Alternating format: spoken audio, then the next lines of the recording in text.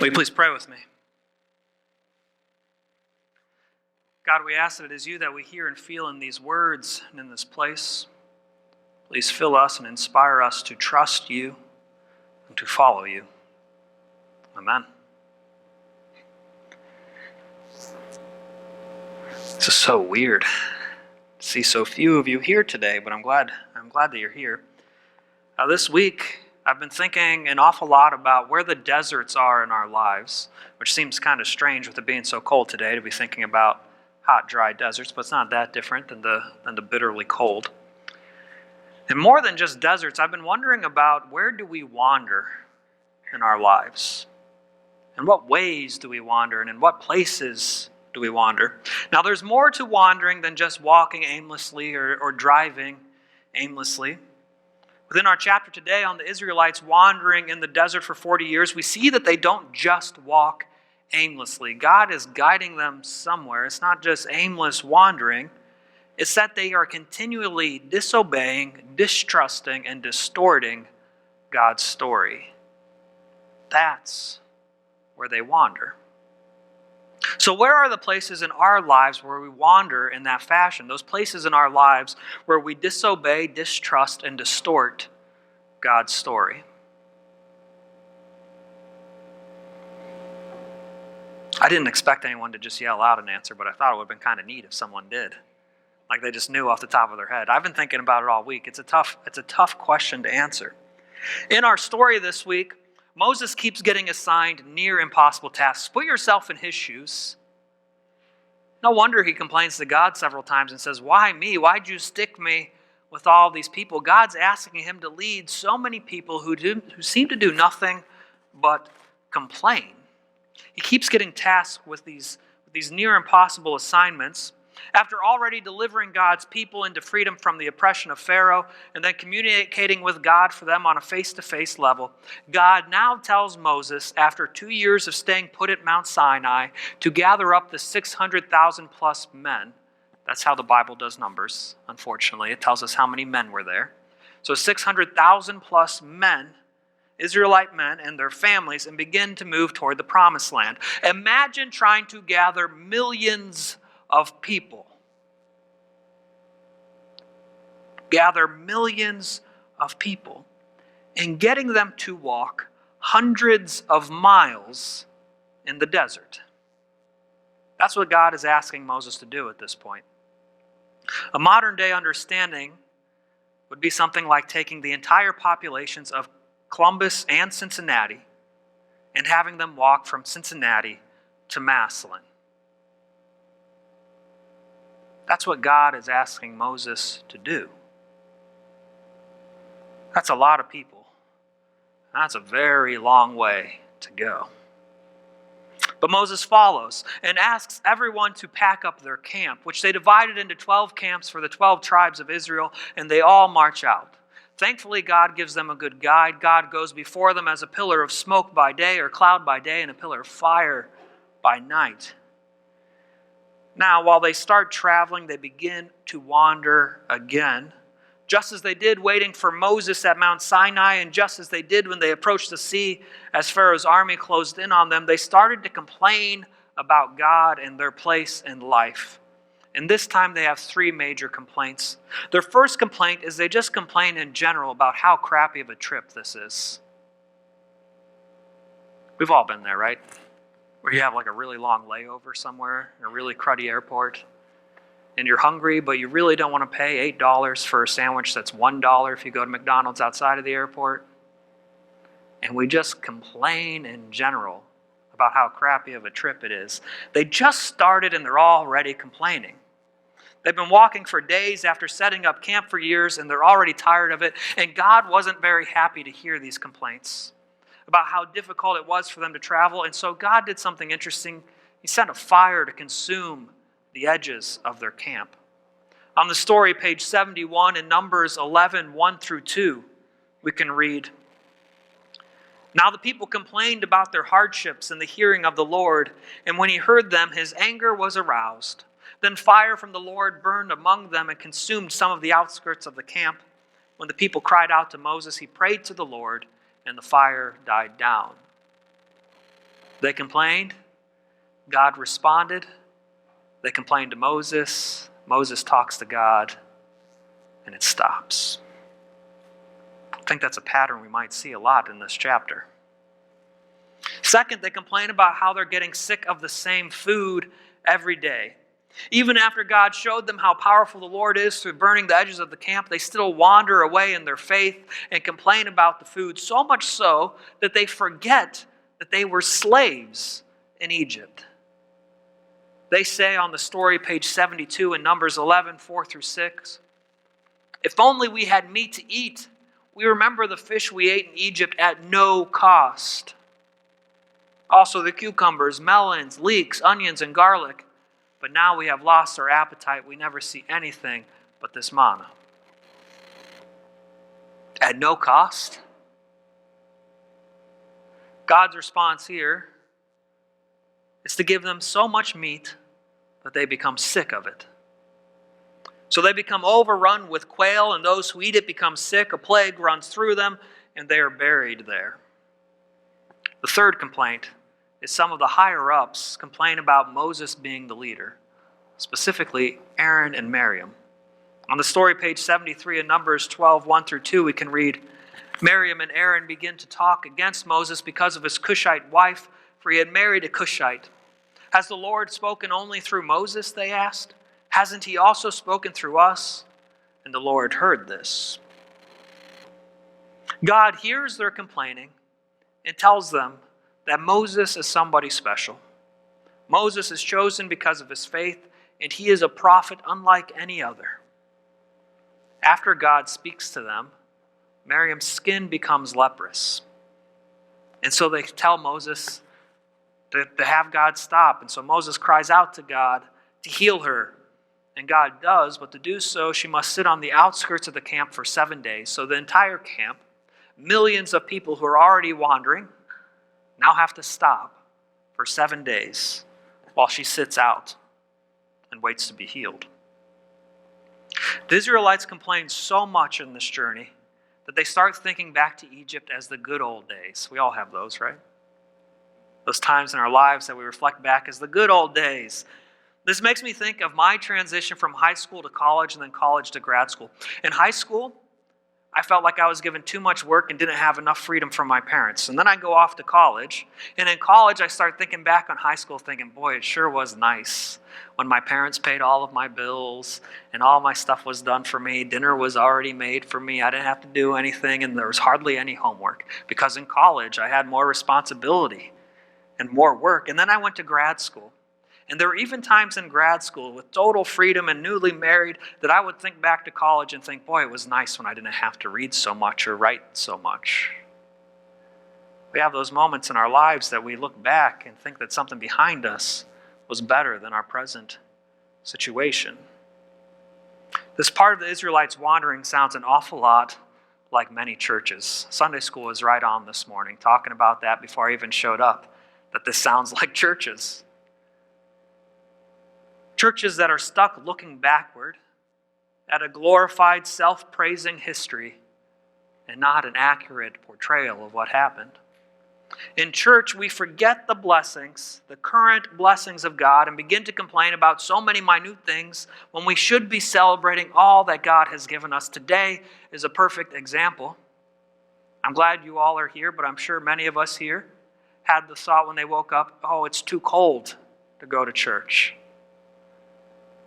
And I'm positive that a lot of people aren't here because they had that thought, that it's too cold to go to church. We're complaining about the temperature when we're sitting in our heated house. We would drive here in a heated car to be in another heated building to celebrate God for all the blessings that we have been given, but because it's too cold, we can't do it. Sounds like the Israelites wandering. Even through all their complaining, God still brings them to the edge of Canaan, the promised land, and shows them all that God is giving them.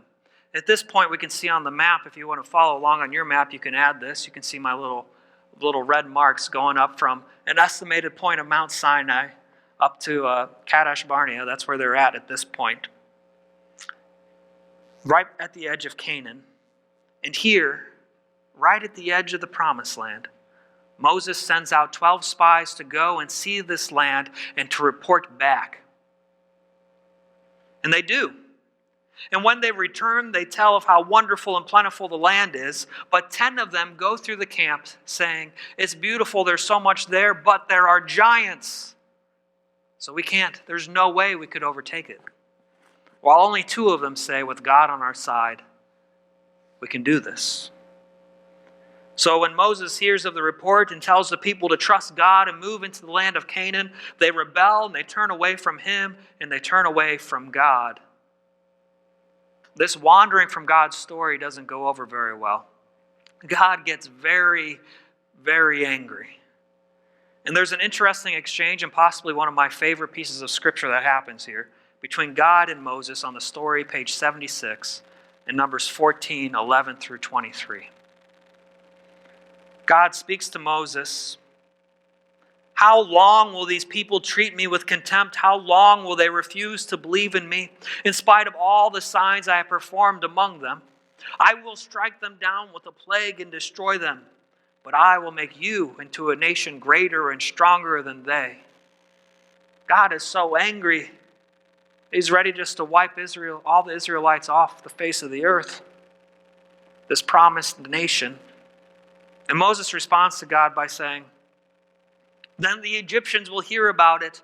By your power you brought these people up from among them, and they will tell the inhabitants of this land about it. They have already heard that you, Lord, are with these people, and that you, Lord, have been seen face to face, that your cloud stays over them, and that you go before them in a pillar of cloud by day and a pillar of fire by night.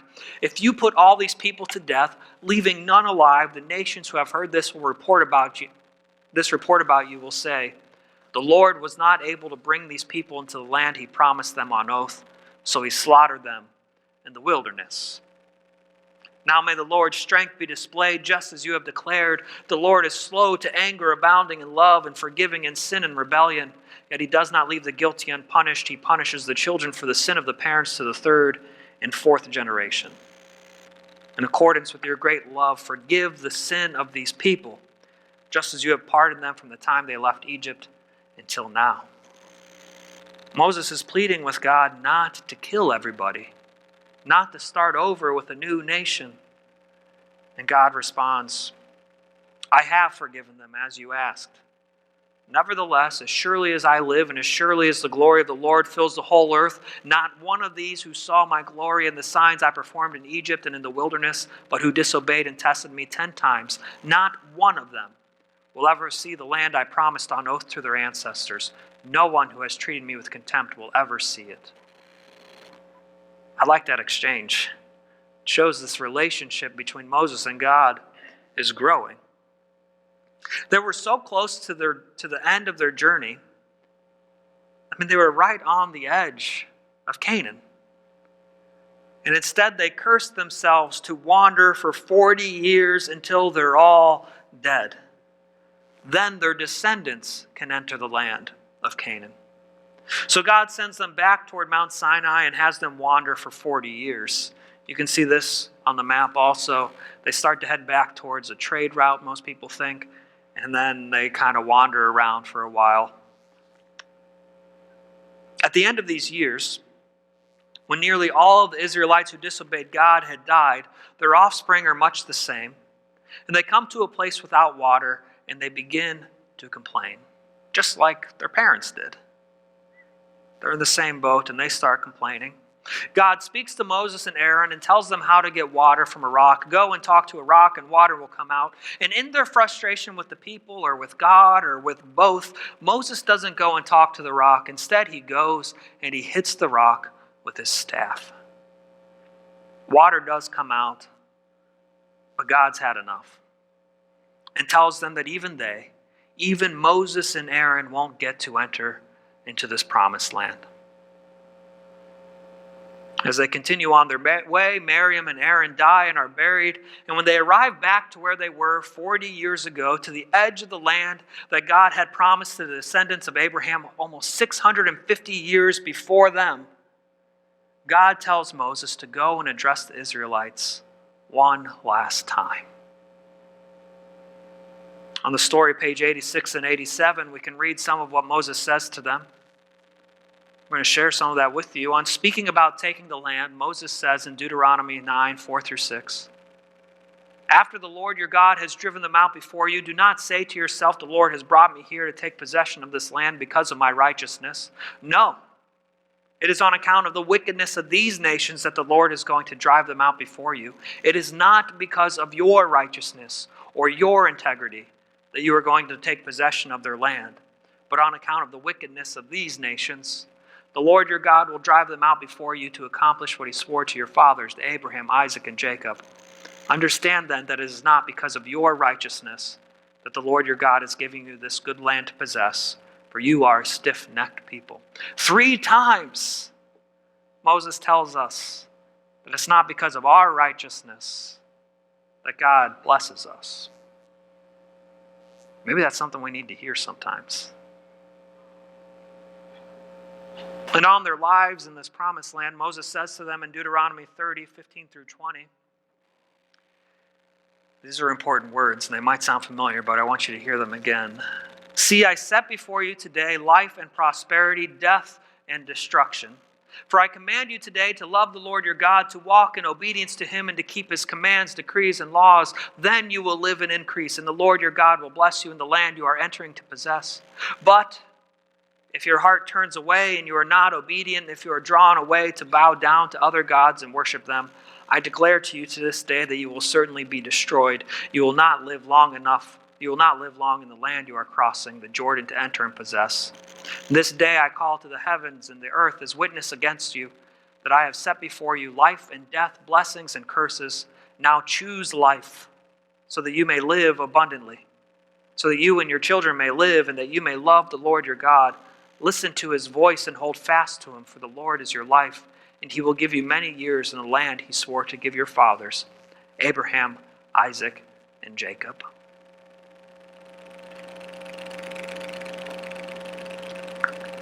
We focus a lot on this text, on the "I set before you today life and prosperity, death and destruction, choose life."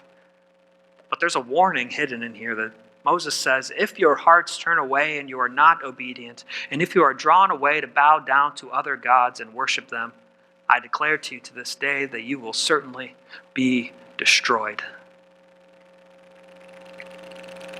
Where in our lives do we bow down to other gods? Are those portions of our lives full of life and prosperity, or death and destruction? When we fall slave to addiction, we find death and destruction in our lives. When we fall slave to anger and to hate, we find death and destruction. When we fall slave to lust and to adultery, we find death and destruction. Moses warns us that when we bow down to other gods, our life will not be prosperous. Moses then goes on and commissions Joshua to cross into the Jordan and take them into the promised land. And he goes up a mountain so God could show him all of the promised land. He won't get to step foot into it, but at least he'll get to see it before he goes. Moses dies, and the Israelites finally enter into the land of Canaan. Their wandering, at least in this wilderness, is over. We could see that on this map if you wanted to trace the very last bit. So to get back to my opening question, where do we wander in our lives? This story is about more than just Moses and the Israelites wandering in the desert. Where do we wander in our lives? I've come to find out that I think the answer is in everything and in every way. We find the way to wander away from God. God still sets before us life and prosperity, or death and destruction every day. And every day, nearly all of us universally, at least in some way, choose death and destruction of sin. At least once. Why? That isn't the story for us. God's story is the gospel of Jesus Christ, who came to deliver us from sin. Even though we know that story, we wander.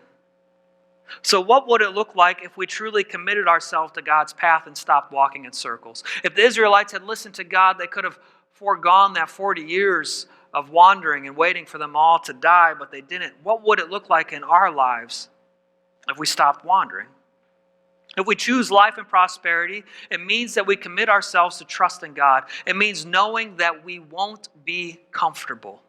We won't be complacent. We won't stop until justice is brought in the form of God's love, conquering all. Choosing life means loving God entirely, loving Christ entirely, allowing the Spirit to rule in your life. Choosing life means spreading your prosperity. That's a hard one. Sharing what I have. Choosing life means spreading your prosperity, visiting the imprisoned, the sick, standing in solidarity with the oppressed. And choosing life and prosperity means always thanking God for your blessings, which means not complaining all the time. In Sunday school today, we talked about how difficult that is. It's easy for us to sit here today and complain about how cold it is outside. But shouldn't it be easy for us to sit here today and say how wonderful it is to see all of you in this nice, warm place that we have been blessed with? Choosing life and prosperity sounds great, and it is. Being a part of God's story is what we're designed for, but it also takes work, belief, time, money, and prioritizing God and others above yourself. If you feel that you are ready, let's commit ourselves as an entire community to be in covenant with God, to choose life and prosperity, to stop our wandering, and to enter into God's abundant and never-ending blessings. Let's take a moment to commit ourselves, if you're ready, in writing, so that when we leave this place, we will be ready to commit ourselves with our actions too. On the form in your bulletin, there is a little commitment card that if you'd like to fill out, to say that, I'm ready to stop wandering, I want to follow God in all aspects of my life, you are more than welcome to fill out. But just signing that card doesn't really do anything. You have to mean it and say that I'm going to change my life so that I will follow God and trust God and choose life in all that I do.